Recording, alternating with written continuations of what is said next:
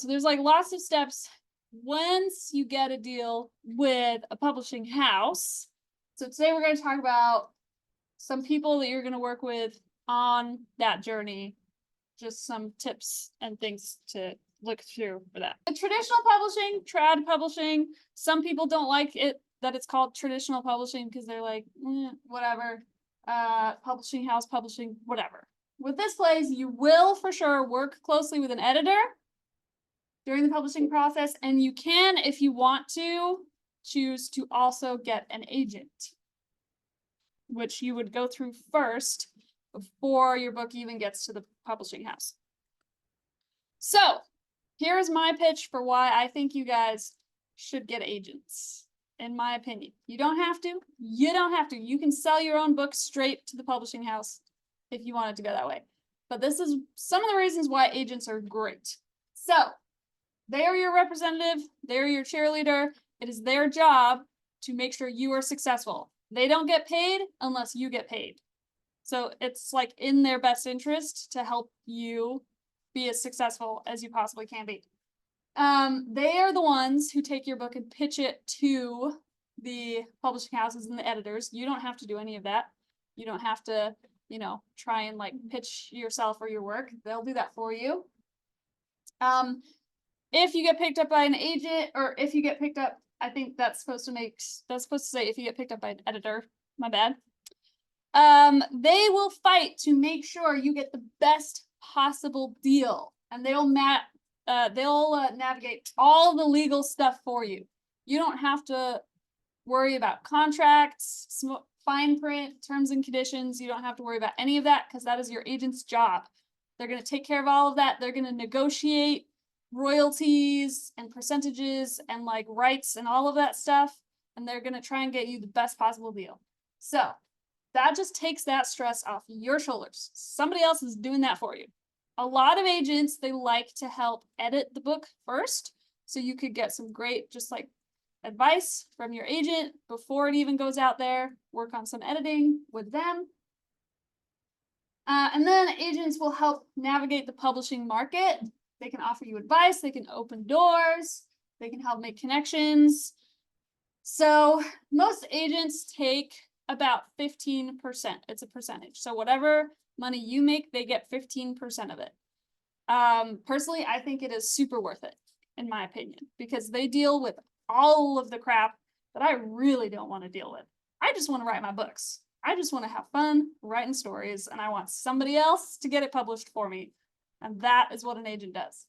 If you are like, hey, I think I could do all of that by myself, I think I could do a pretty good job, I think I would prefer to have more control, then you don't need an agent, and that's totally fine. But there are some major benefits in my opinion. So if you are interested in an agent, you have to go out and look for one. You want to query as many agents as you can. So basically, over here we'll talk about what you need.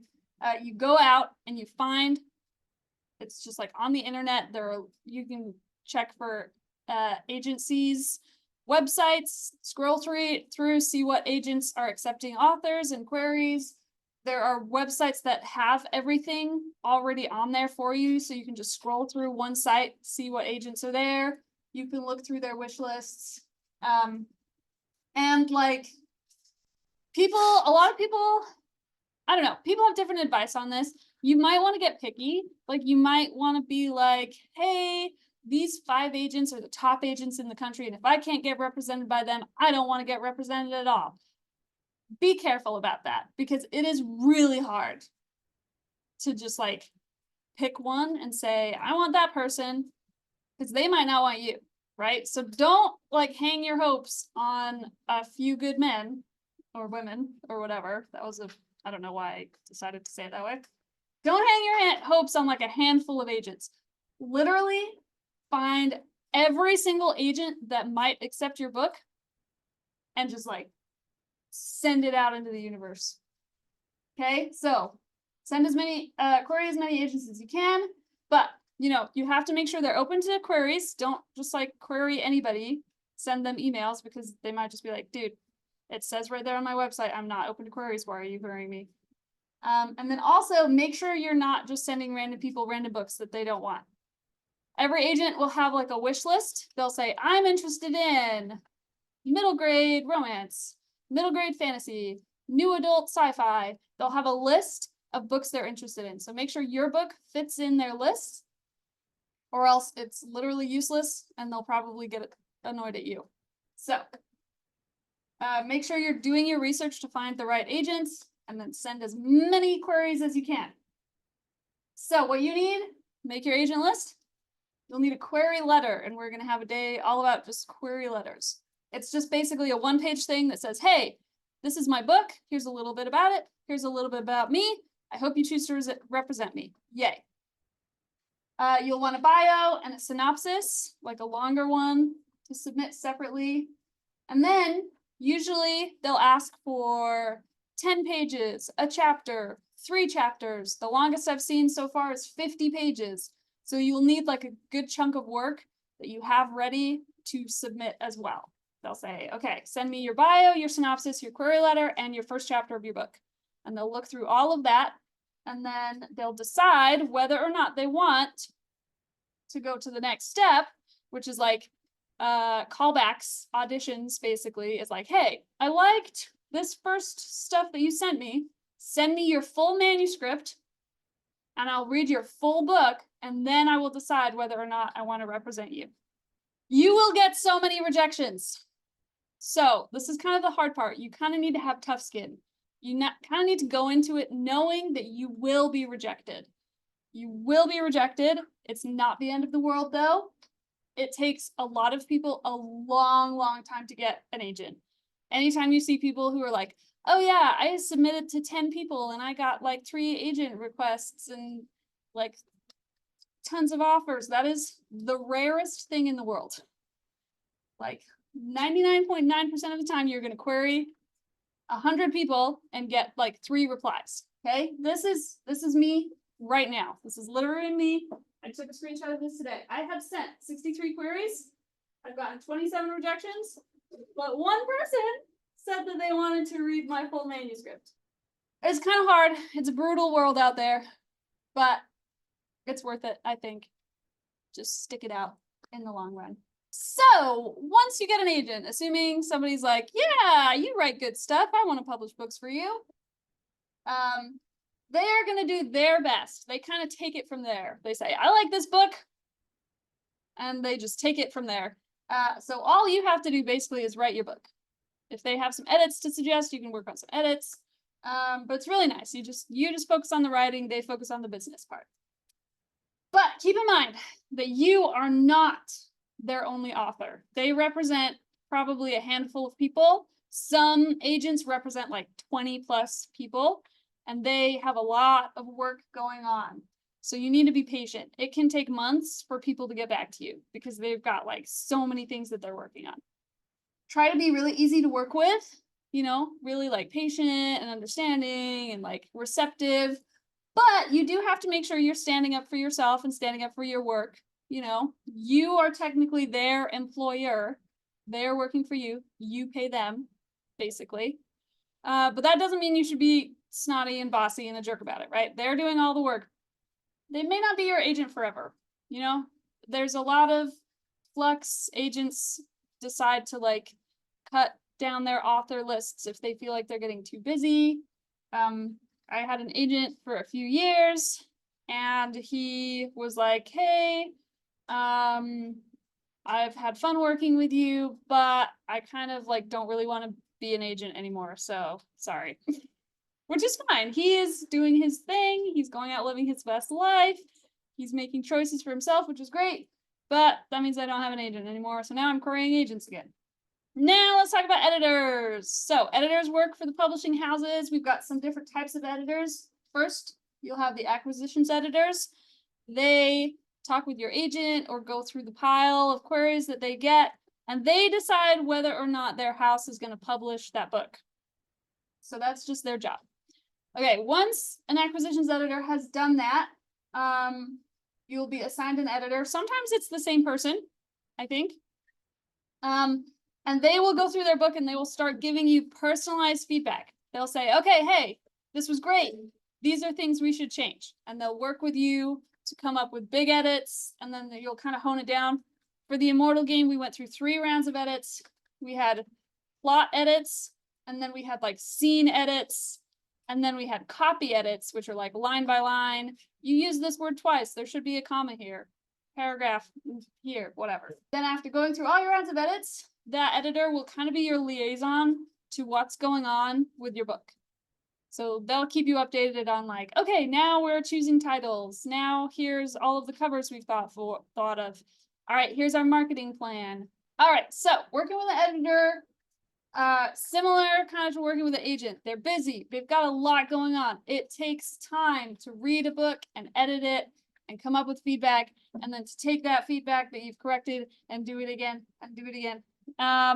The whole process will be like 9 months to a year-ish you should plan on. It's like long, and again, they're working with multiple authors, so you again have to be patient with them. While you're working with them, trust their advice. This is their job for a reason, and they are the one publishing your book. So if they say you should kill off that character, you should seriously think about killing off that character. We actually had to do that in our book. They were like, okay, this is great. This character needs to die. My co-author, Talia, she was like, no, hard no, we are not killing off this character. And they were like, well, here are our reasons why you should kill off that character. And we were like, okay, those are good reasons. I guess we should kill off this character. But you do know your book better than they do. So sometimes if you disagree with their suggestions, you might need to kind of like talk it out and figure out what's best for everybody. So you need to be willing and able to work with them. Even if you don't like one of their suggestions, you have to be open, hear their reasoning, come up with the best solution, exchange back and forth. And then also, just a good note in general for life, do your best to stick to deadlines. Everybody's pretty flexible in this industry, but it's just better for everybody if you try and, if they're like, hey, you have 3 months to work on this edit, do your best to stick to that. Okay, this is the best advice I've gotten for working with both agents and editors. All right, be as wise as a serpent, but as harmless as a dove. So this basically means you need to know your stuff. You need to be prepared to stand up for yourself. You need to be ready to dive into this industry and stand up for yourself, take a stand, stand up for your book. You need to be smart. You need to know what you're going into. You need to be prepared. But harmless as a dove. You need to be super easy to work with. You want these people to like love working with you. So if they send you notes, you need to be like, oh my gosh, thank you for the notes. I really appreciate it. I'll get back to you quickly. Here are my thoughts. Like, be receptive and like sweet about everything. Because the easier you are to work with, the more they'll want to work with you again in the future, which is great. Don't like bother them too much. If it's been like months since you've heard back, you can reach out and be like, hey, just touching base. But if it's like every other week, you're like, hey, why haven't you gone back to me yet? Hey, why haven't you gone back to me yet? Have you done this yet? They're going to be like, oh my gosh, stop. I don't like you. Do you guys have any questions about agents or editors or getting published by traditional publishing companies? So I don't know from personal experience. I haven't heard personally that editors don't look too hard at people not represented by agents, but they're gonna know pretty much that like if you've not been published significantly before and you don't have an agent, they're gonna assume you don't know what you're doing, that you're not really prepared for this, and maybe you're not the best bet to make. But if you do have an agent, they might be like, okay, they've already been accepted by an agent. This professional has already decided that their work is worth it. So yeah, I'm going to take a look at this person. So it makes a lot of sense why they would for sure be more interested in people with agents than without agents. Yeah. I'll show you. All right. What was it? This is a place called Query Tracker. It's free. And they literally have just like a list of all of the people. And they tell you, these people are not accepting queries right now. These people have an online form you can use. These people want you to send them emails. that kind of thing. So this is what I'm using. Let's see if I could like pick a random person right here. So you see, I've already sent this person query. Here's their form. This is what it looks like. So they want to know a little bit about me, my biography, if I've got a website, and then I tell them about my book. I submit my query letter, a synopsis of my book. This person wants the first 3 chapters. And then they want me to add a pitch, like a one sentence or yeah, 1 sentence pitch from my book. So like describe my book in 1 sentence. And then they also want me to describe a potential audience for my book. So like, I think people who really like cozy mysteries and urban fantasies would be into this book, you know, something like that. Sometimes they want like, compare this to similar books that have already been published. What is this like? Things like that. And then you can just submit it. So this is just one. You can literally just Google literary agents. Oh, look, first thing, find your literary agent. Literary agents for your book. We publish new authors. Literary agent database.